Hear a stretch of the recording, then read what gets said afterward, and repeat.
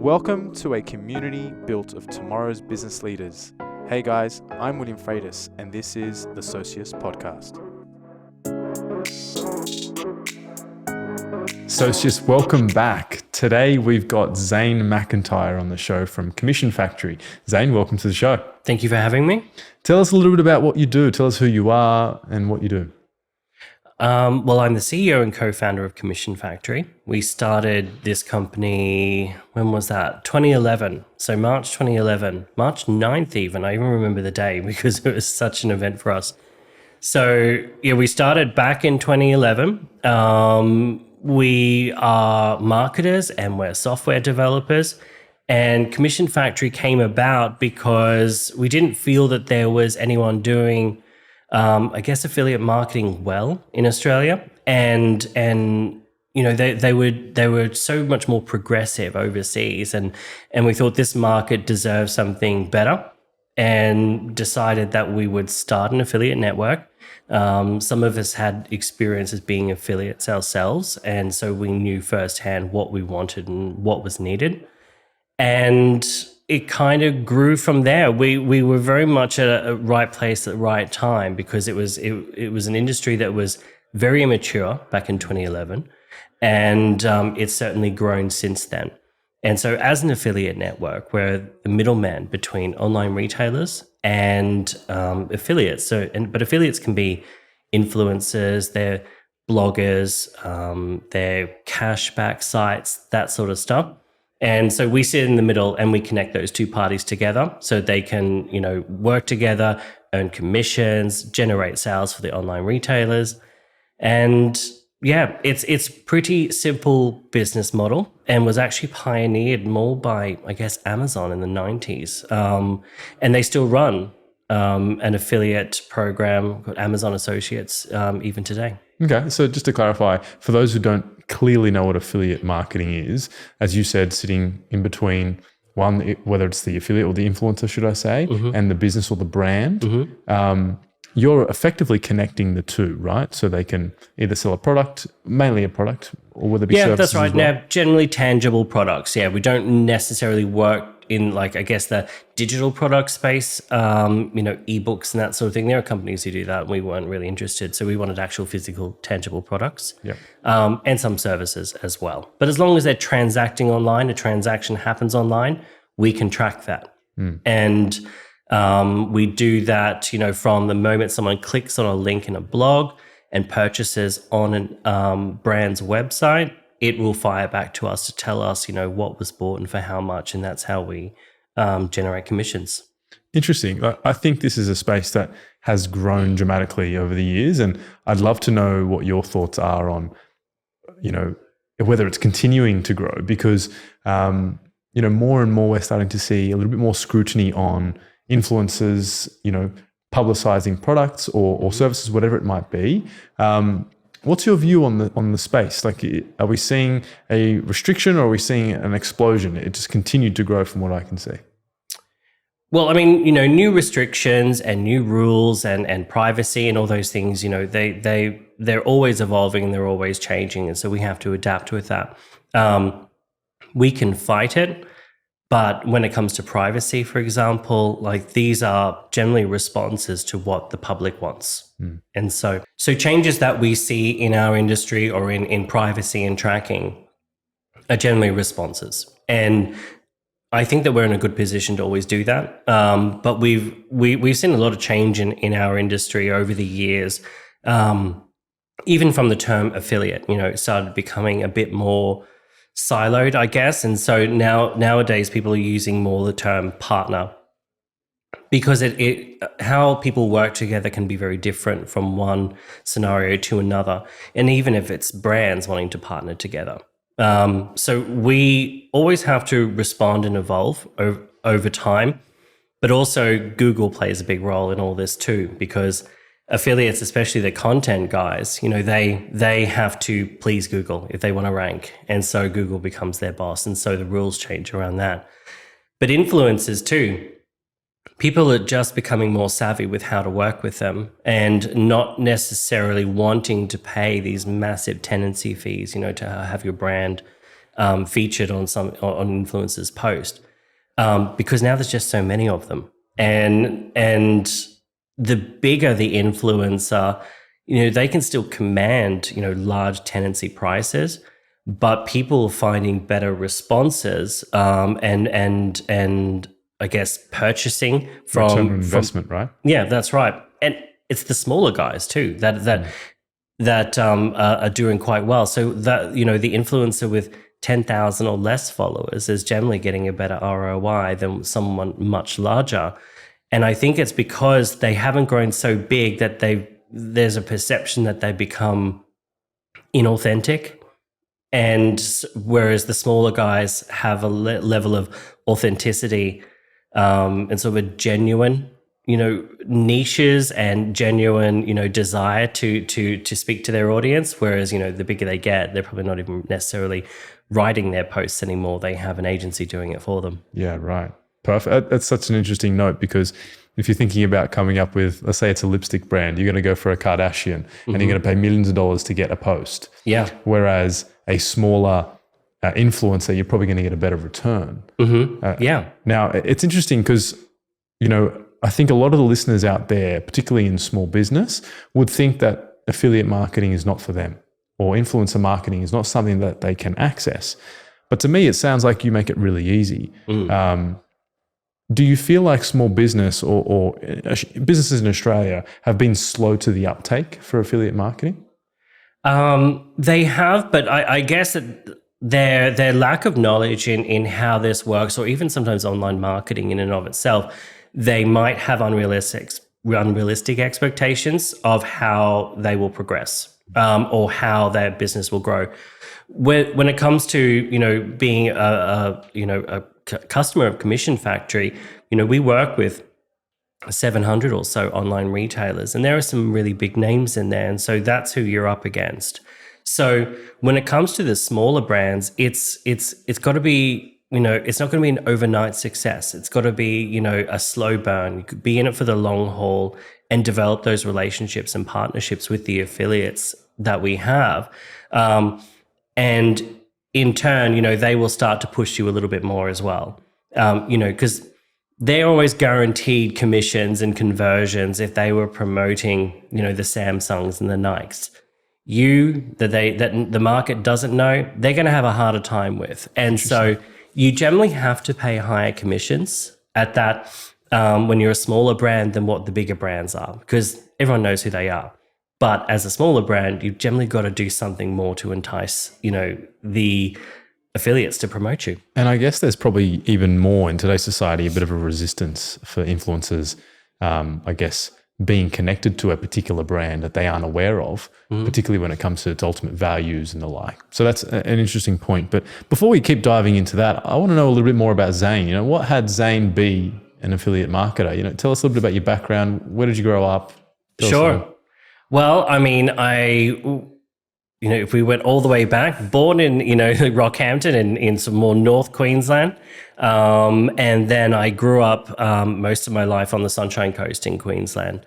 But I was a creative type. And so my first career out of high school was as a graphic designer.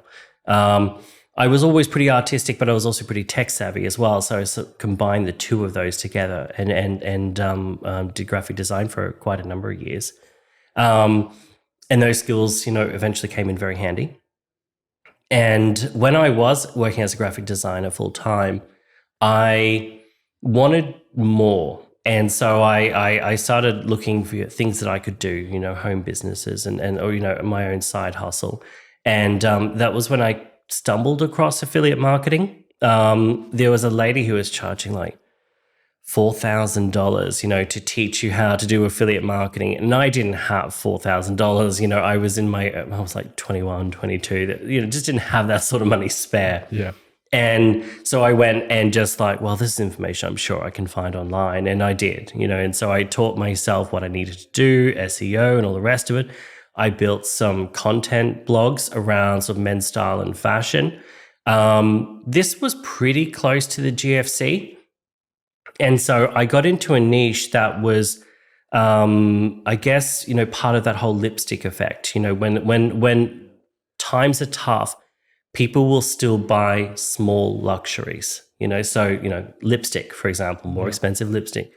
They aren't doing the big ticket items, but the small luxuries. And so I went into doing or promoting men's fashion, but also like designer underwear, because like for guys, it was like, well, they could spend $40 on a pair of underwear, and maybe feel better about themselves, because they see a picture and they're like, oh, that guy looks good. Maybe I will look like that if I wear that underwear. Yeah. So that was kind of my first foray into affiliate marketing, and I was relatively successful with that. It was a bit of a blog, really. It was a blog, yeah. Right. And at the peak, I think I was earning about $8,000 a month in commissions, and I ended up quitting my full-time graphic design career and just did affiliate marketing and blogging for I think I did that for another 18 to 24 months. Yeah, just solely that, and it was great life. And was it just the one website that you created for briefs, or was it one for briefs, one for men's fashion, styling? What was it? It was all in the one, and then I thought, well, if I'm doing this well, there is a bigger demographic that buys underwear and such online that's female. So I decided I would try that, but that was much harder because I'm writing content about products I don't personally use. So that was really, really difficult. And I ended up kind of abandoning that one. It made a bit of money, but it was really hard. I'm like, I don't know, the difference in bras. So I ended up abandoning that one. But then it was, a couple of friends at the time, I think we were having drinks and we were having a barbecue, and we'd said, maybe we should start an affiliate network, so because we're doing the affiliate stuff, there's not any really good ones to choose from in Australia. Maybe we should start it. So we were drunk, but then we did commit to it. So, like all great ideas. That's right. They start with a drink. Yeah. Exactly. So the next day I was like, so what we talked about last night, are we actually going to do this? I'm like, oh, why not? Let's give it a go. Nice. Okay. And so do you still have those websites? Do you still maintain them, or did you sell them? Or I end up selling them. So the brands or the online retailers that I was mostly promoting, when they sort of saw my sales sort of dropping off a bit, they'd ask, oh, what's going on? I'm like, oh, focus has sort of changed at the moment.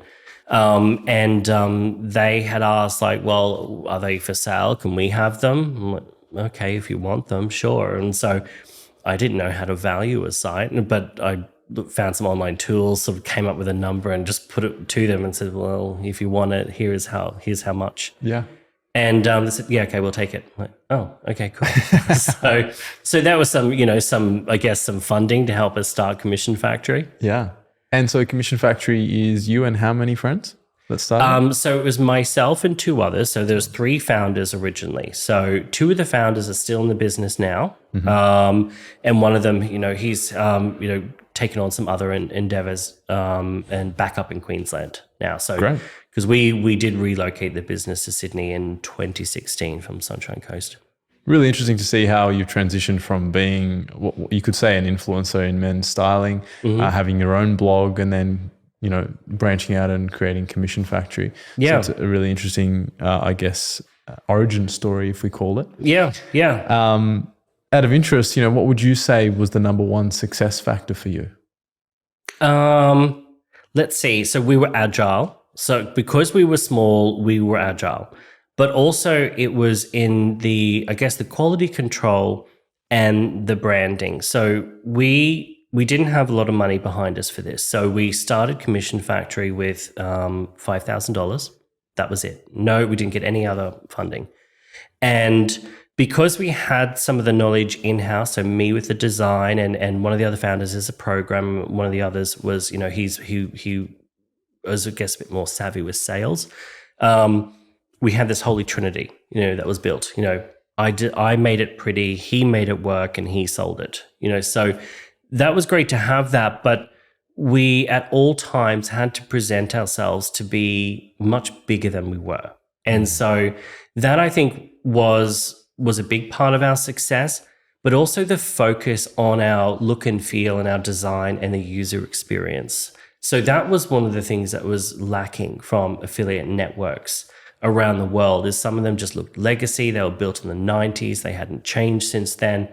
So our focus was on that design. And I think that is what set us apart. And it's still one of the things right now that I will absolutely hound, my team about when we're releasing product or if we're updating the platform, is how does it look? What's the user experience? Because it's not that I'm, I guess, a one-trick pony. It's like, yep, this built us from nothing. It's important.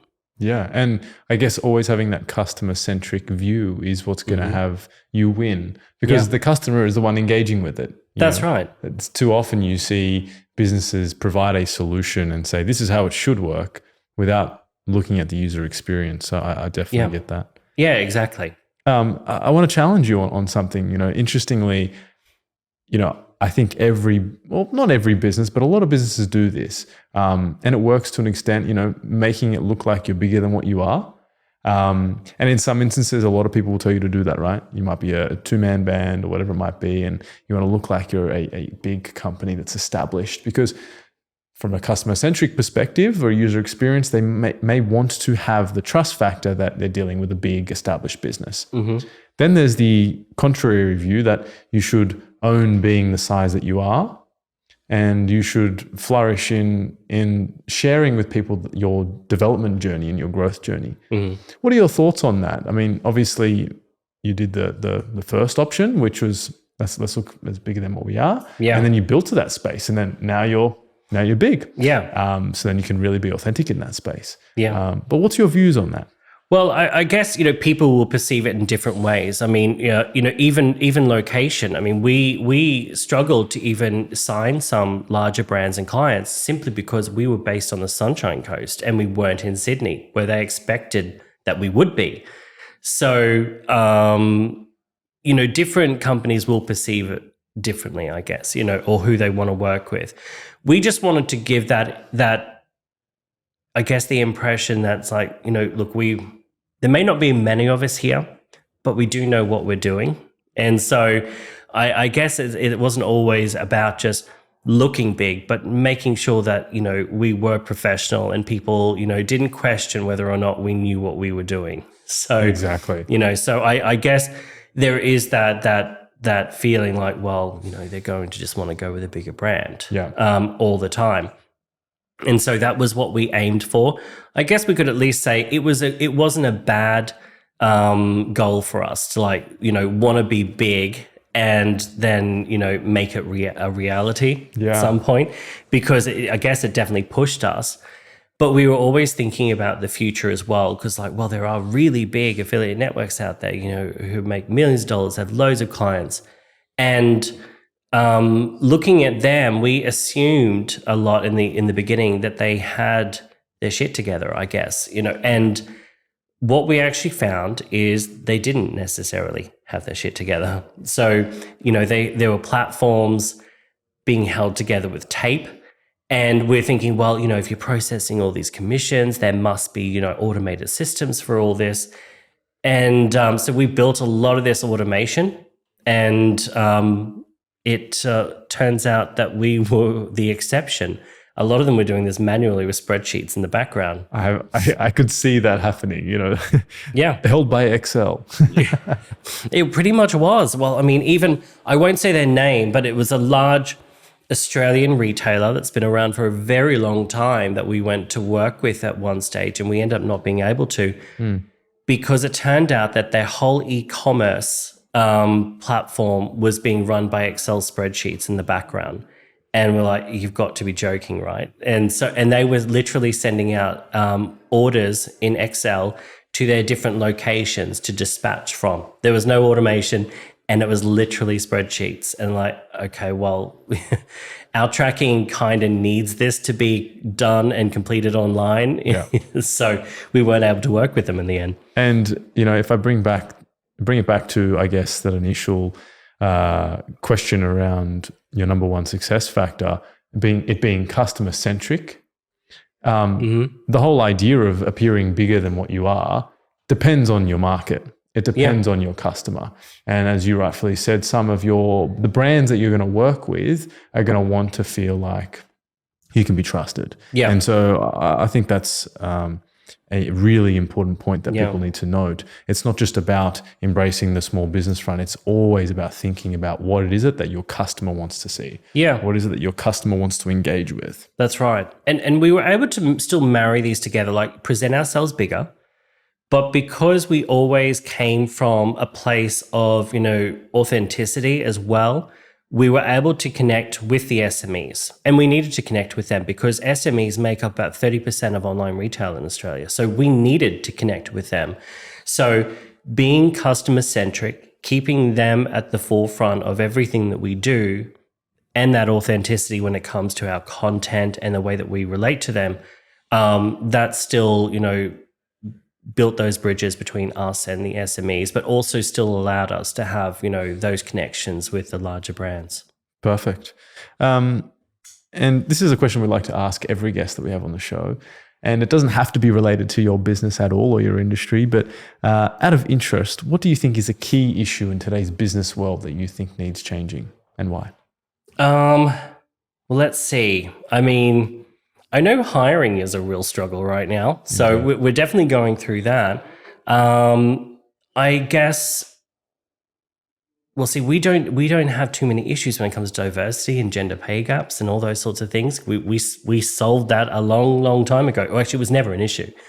But the challenges that we all face, let's see, or even that we might be facing, I think for myself, I guess it's the engagement with staff and finding new ways to work that are still, conducive to the business as a whole. We can be generous and we can, certainly keep our team, at the forefront as well of our minds and how do we make them happy? But, we still have to focus on, but are these things aligned with the business? And so that can be tricky at times when you're trying to, keep everyone happy and you can't, you honestly can't make everyone happy as much as you might try. But, how do we do that, but also align with the business goals, which sometimes the business goals are going to be asking a lot from them too. And I think I've always said, look, business is not, it's not a simple thing. It's not glamorous, especially and running a business. But it's also an insatiable beast, and we have to feed it. Otherwise, it fails. And so, trying to align that at all times can be the challenge. But I think we found a good balance with that. What do you think the key was? Is it getting involvement from the team? Is it engaging the team and buying into the vision? What is it? I think it was, definitely, our vision, mission, values, making those things clear at all times and having them, posted around the office or somewhere so that people can always sort of, remember what our values are. But I guess we always had a very flat structure previously. So, even though in my position as CEO, my door is always open and I'm always accessible. I'm there on Slack or Teams and you can contact me. Everybody is contactable, but I guess it also is the leadership as well. We've got to leadership, I think some people in the office have noticed that, if we have a sink that overflows, I'll be one of the first ones there helping to mop it up. And so, I will never ask you to do something I'm not prepared to do myself. And I think it's the leadership, really helps there, within our culture. But also we are generous, but I also have to draw a line and make sure that, my generosity is never mistaken for weakness. Absolutely. Well. Now let's talk about your generosity, because this is something I wanted to touch on. Mm-hmm. Probably not recently, it's probably a couple of years ago that you did this, but you did the controversial decision to go to a 4-day work week. Yes. Tell us a little bit about that. Well, for us, it wasn't going to be a massive transition. Or well, actually, I didn't think it would be, but it's funny how it did turn out. We since the inception of the company, it was always 3 p.m. on a Friday we knock off. No one's working, so that had been ever since we started the company. That was knock off time. It was 3 p.m. And then when we all went into lockdown, we decided to then move that to knock off at 12 on Fridays. And it didn't seem like it was going to be such a big leap to then, move to a 4-day work week, because they're saying, well, between 9 and 12, we're only talking, like 3 hours. So it shouldn't be that difficult. In 2020, we announced towards the end of the year that starting next year, we'll be moving to a 4-day work week. And everyone was really, really excited about it. It's incredibly generous, right? It's super attractive. That's right. No change in pay either. So it's like, we're paying you for 5 days, but you're only working 4. And so, people were excited about it. And then 2021 rolls around and there's a bit of logistics because our clients are 5 days a week. So, different teams will be like, work Monday to Thursday or Tuesday to Friday. They sort of swap those around. So there's a 5-day perception from our clients.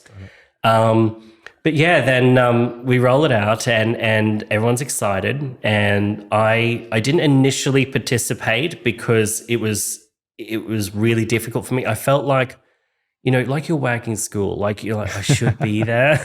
And so the guilt. There was this guilt because, I've been conditioned for 5 days, but, I got there eventually. But people then started having some other challenges, and it was around their productivity and feeling like 4-day work week. Is it disingenuous if, I have to work extra hours, on those other days to try and make up for it? And so we kind of challenge them to find productivity. Like how can you make things better for yourself? Like, let's look at your schedule. What does it look like? Like, you have a lot of meetings. Like, do you really need that many? And some of these repeat every week. Can you make them fortnightly? Can you reduce them from an hour to half an hour? And so, we started challenging people to get rid of some of these meetings that they had in their calendars. Or they could try and follow what I do, which is Wednesdays is meeting day.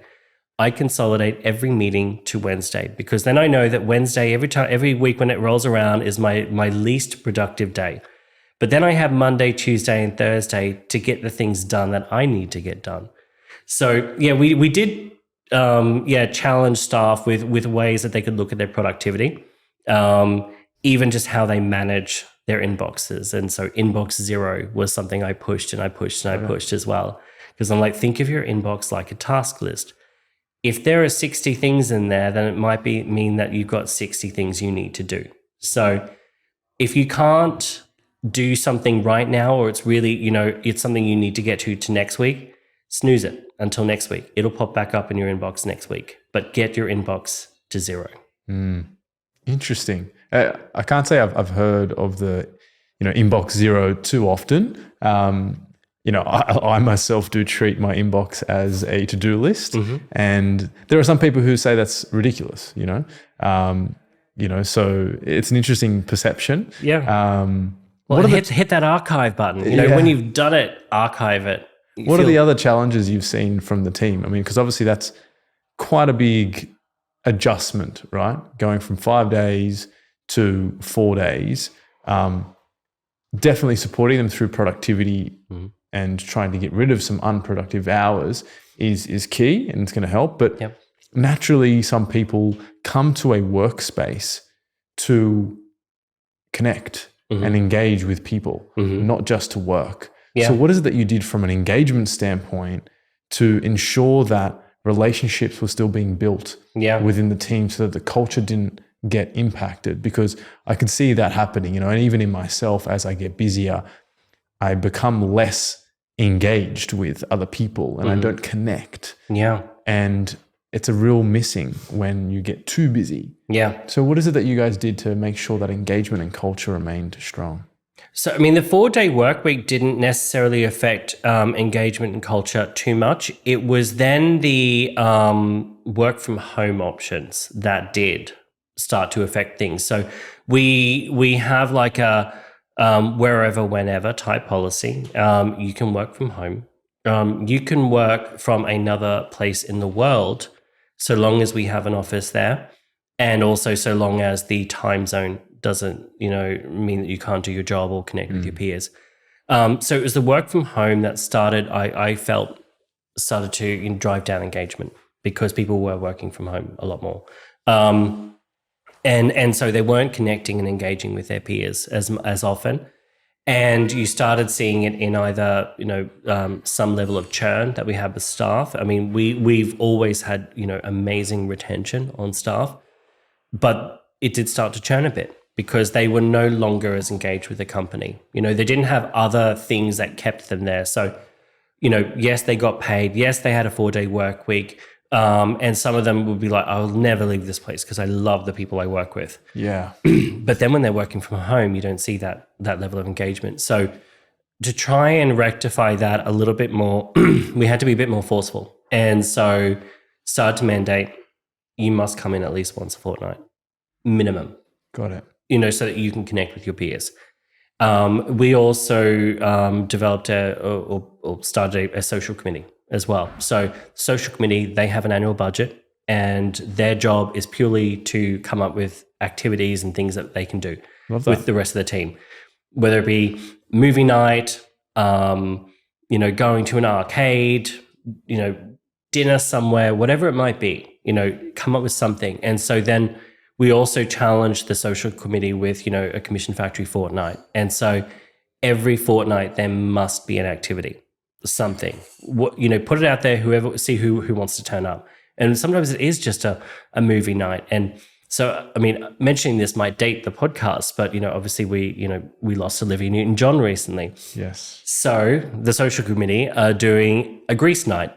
So, they're going to put on Grease, awesome. Everyone sing along, all that sort of thing. So, wow, that's awesome. That's definitely sounds like a fun culture. And I can see why you guys have been successful. So that's amazing to see. It's been great to see an insight as to what the 4-day work week looks like, because I think it sounds great on paper, comes with its challenges, but also provides some incredible amount of benefits. So I think the key, as you mentioned, is never losing that customer-centric view. Yeah. Making sure that it's like, the whole company doesn't close on Friday. We've got some people that take Monday off or Wednesday off or whatever it might be. So yeah. That's right, exactly. Important. Yeah, because our clients are 5 days, even though we still find that not a lot of them seem to work very hard on Fridays. No. So, clients and stuff. Depends what industry you're in. For some reason, Friday is our busiest day. Oh, really? It's wild. Now, what is your vision for the future? Not just within Commission Factory. It can be within your industry or in the business world. Tell us a little bit more about the vision. So as you know, or you may or may not know, so we were acquired by a larger entity in sort of 2020. But I'm not done yet, and that's why I'm still here. I still have things that I need to achieve and what I want to do, and so I want to build, the absolute best product I can, and learning to navigate, for my own awareness, like, being part of a larger group and a larger entity as well, because it's different, we are nearly 60 people, just Commission Factory alone, but the larger entity is, 1,200. And so there's new things to navigate there. But, where I still want to go, like I said, I'm not done yet. I still feel like I haven't achieved everything I've set out to achieve, which is yes, we have a great product. Yes, people love it, but I still feel like it could be a lot better. Yeah. And I want to solve those challenges, even when it comes to automation as well. So people would say the words AI. I never say AI because I'm like, we're not there yet. We don't have, artificial intelligence as we would expect it to be. So, but automation, yes, we can get there, machine learning. And so I would love to learn more about that and keep building the business that way. But we also want Commission Factory to be able to be, as hands-off for the team as possible, because, menial tasks are boring, but I want to be able to, have this automation and build the product to a point where the staff now do meaningful work. Yeah. They're never just doing tasks, repetitive menial stuff. They're actually doing meaningful work. all the time. And so I think that is also where they will find value in their careers and also their longevity with Commission Factory, because they feel like they're actually doing meaningful work. Yeah. There's a couple of great things that I want to highlight. Forget about artificial intelligence. Businesses need to adopt automation first. And I feel like there is so much automation that can be rolled out into the community before we even talk about artificial intelligence. Let's not label it something, because artificial intelligence should have its own,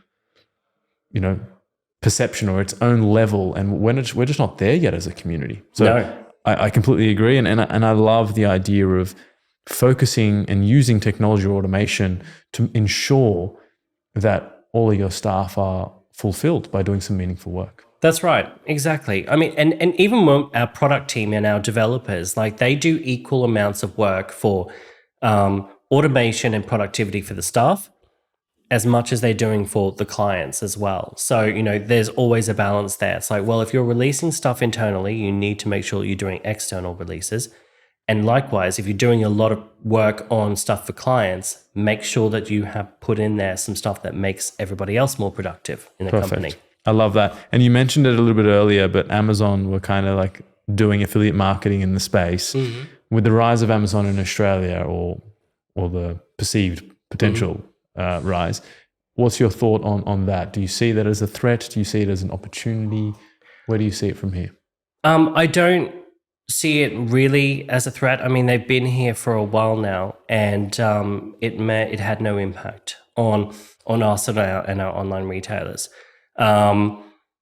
I think Australia's, just doesn't take as well to these larger conglomerates. And I mean, and that's why 30% of online retail is SMEs in this country. We actually are happy to support those smaller brands and the smaller guys. I think it's just how we think in Australia. I mean, Starbucks largely failed in this country, and because they didn't take into account, Australians were very happy to support the small local coffee shop, no interest in the larger brand, So I can't say in what has it been now, like 5 years since Amazon's been here? Yeah. And I also don't know a great deal of people that have Amazon boxes arriving at their doorstep. Yeah, it's a slow uptake. And I think too, you raise a good point, which I'm sure can be perceived as a challenge, but it looks like something you guys have done really well. You've kept your nimbleness and your agileness despite the acquisition. Despite being bought by a conglomerate of 1,200 employees globally, you've still kept that nimbleness to be able to service the local market. That's right, exactly. And I think that was important as well with the acquisition. If we were just sort of rolled up and became just another cog in their machine, I don't think, it would have been, really that attractive for me to stick around. Yeah. But because we were still given the autonomy to keep building our product, because our product is good and it's, best in class and it services this region just fine, they still let me go and do my thing. Sometimes I might go a bit rogue, but it's like, but I think they at least trust, well, he built this thing on his own for many, many years, might know what he's doing. Perfect. Zane, thank you so much for coming on the show. It's been a great conversation. I've really appreciated the energy that you've given us on this podcast. I will say some people may want to reach out. So how can they find you on socials? Well, I mean, I'm on LinkedIn myself, so you can always find me there. There won't be that many Zane McIntyres if you do a search. Oh, actually, I think there's a Canadian hockey player. There is. I Googled it. Right, yeah. So, could have been a previous life. Well, I own his domain too, because I was always told, go and buy your name as a domain, because you never know, a porn star could buy it one day. So I still own zanemcintyre.com. So I'm there. Our company as well is also on LinkedIn. You can see what we're doing, but we're across other socials as well, such as Instagram. I think we recently launched TikTok. I'm leaving that one to the younger ones in the company, because I'm honestly not that into TikTok, but they are. So go for it, guys. Yep. You're in charge of that one. Nice. So it's Zane McIntyre and Commission Factory. That's right. Thank you very much. Thank you. Socius, thank you for joining us today. Please hit the subscribe button if you've enjoyed this episode. And if you'd like to be part of the Socius community, follow us on Instagram, Facebook, and LinkedIn to stay in touch. Cheers.